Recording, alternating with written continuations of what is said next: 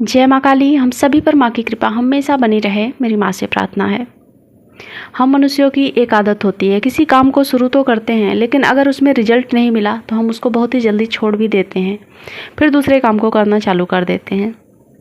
लेकिन हम अगर कभी एक नज़र नागा साधुओं पे डालें तो उनको ऐसा क्या मिलता है उनकी भक्ति में, वो पूरी दुनिया छोड़ देते हैं, कपड़े तक नहीं पहनते, सर्दी गर्मी बारिश कैसे झेलते हैं, कैसे जीते हैं और उनको क्या मिलता है।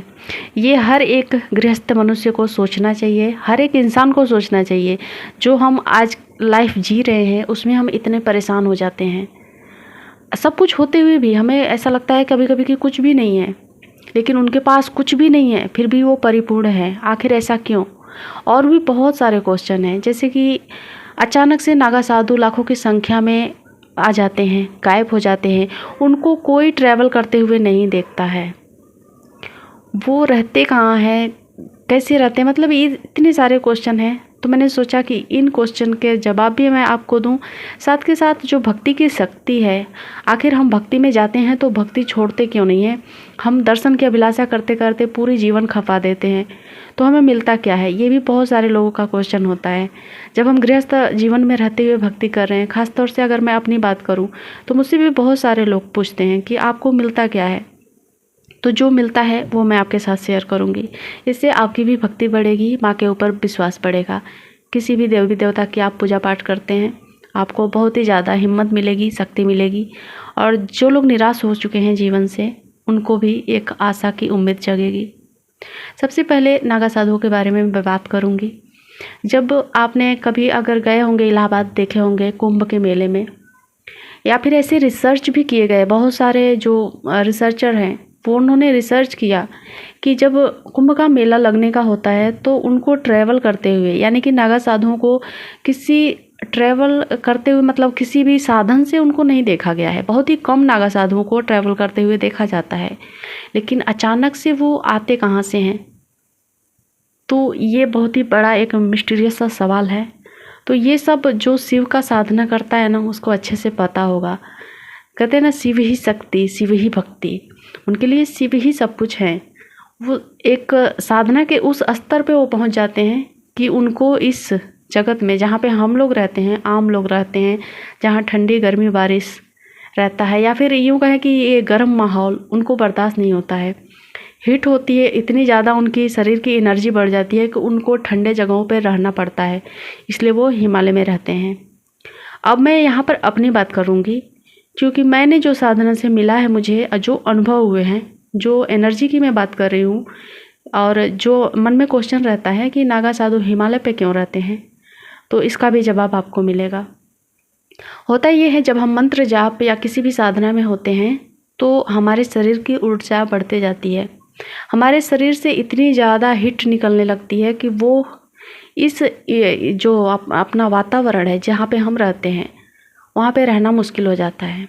तो मैं अपनी बात करूँ तो जब मैं मंत्र जाप करती हूँ, लगातार 2 घंटे 3 घंटे हो जाते हैं मुझे ध्यान में बैठे हुए, तो फिर शरीर से ना एक वाइब्रेशन पैदा होता है, खुद को महसूस होता है, शरीर वाइब्रेट करता है, सारे शरीर में ना अजीब सी गर्माहट महसूस होती है। तो यही गर्माहट उनके शरीर में भी होती होगी। वो तो पूरी तरह से शिव में ही रमे हैं, उनको तो भक्ति साधना ही करनी है। तो आप समझ सकते हैं कि गृहस्थ में रहते हुए जब मैं इस चीज़ को फील कर सकती हूँ तो उनके साथ क्या होता होगा। वो तो 24 घंटे शिव में ही रमे रहते हैं।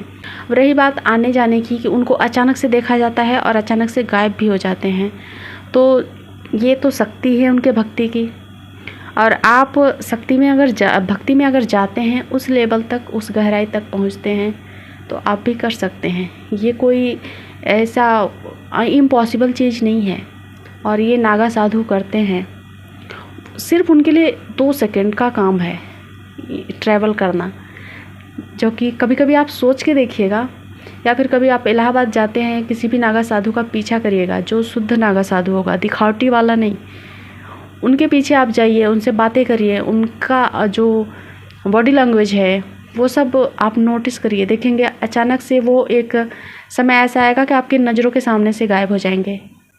और जो आजकल सावन के महीने में होता है, कांवड़ियों का इतना बड़ा हुजूम, इतनी बड़ी बड़ी यात्राएं करते हैं वो लोग, आखिर क्यों करते हैं? अगर मैं आपसे कहूँ कि सिर्फ 10 लीटर पानी लेकर आप 1 किलोमीटर चल कर जाओ और फिर आ जाओ, आपसे नहीं होगा। लेकिन भक्ति में इतनी शक्ति है कि आप मीलों पैदल यात्रा करके शिव को जल चढ़ाने चले जाते हैं। आपको थोड़ा भी थकान का एहसास नहीं होगा, कोई परेशानी नहीं होगी, कोई दिक्कत नहीं होगी। तो ये होती है भक्ति की शक्ति।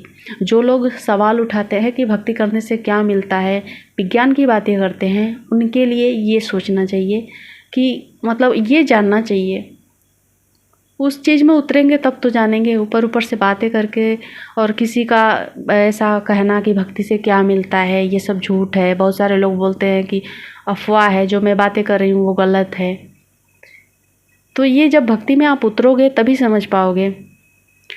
शक्ति इतनी ज़्यादा होती है कि आप भी वो सारी चीज़ें कर सकते हो, जैसे कि सूक्ष्म तरीके से आना जाना, ट्रैवल करना, अपने शरीर को आप बर्फ़ में रख कर मतलब जो रह कर तपस्या करते हैं हिमालय में बर्फ़ों में रहकर, उस तरीके से रह पाना, वो सब कुछ पॉसिबल है।